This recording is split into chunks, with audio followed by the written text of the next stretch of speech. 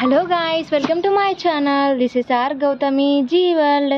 మా ఊరిలో ఉన్న వీరబ్రహ్మస్వామి టెంపుల్ అండి. ఇది ఇక్కడ వీరబ్రహ్మస్వామిని శివుడుగాను మరియు ఆయన విగ్రహ ప్రతిష్టగాను ఇక్కడ పూజిస్తారు. వీరబ్రహ్మస్వామి తన భార్య కోసం బనియానపల్లె గ్రామం నుంచి చిన్న కొమెర్ల గ్రామంకి వెళ్ళే సమయంలో మా ఊరిలో వీరబ్రహ్మస్వామి విశ్రాంతి తీసుకొని వెళ్ళేవారంట. అందుకు ఆయన గుర్తు కోసం ఇక్కడ వీరబ్రహ్మస్వామి టెంపుల్ కట్టారండి. వీరబ్రహ్మస్వామి టెంపుల్ పక్కనే బావి ఉంది. బావి కాదండి, గుండం అంటారు అక్కడ. మా ఊరిలో 101 గుండాలు ఉన్నాయి. అందులో ఇది 2వ గుండం అండి. మా ఊరికి స్టోరీ ఉంది. ఈ గుండంకి మా ఊరికి సంబంధం ఉందండి. ఖచ్చితంగా ఆ స్టోరీ చెప్పేసరికి మా ఊరి పేరు కూడా ఖచ్చితంగా మీరు కనుక్కుంటారు. ఖచ్చితంగా మీరు కామెంట్ చేయాలండి. ఇదిగోండి, ఇది ఇంకొక గుండం అండి. అక్కడ పాము ఉండేసరికి నేను వెళ్ళి చూపించలేకపోతున్నాను. నెక్స్ట్ వీడియోలో ఖచ్చితంగా మీకు గుండం దగ్గరికి వెళ్ళి ఎలా ఏర్పడింది అనేది ఖచ్చితంగా చెప్తాను. స్టోరీ కూడా చెప్తానండి. ఇక్కడ విశ్రాంతి తీసుకుంటారు.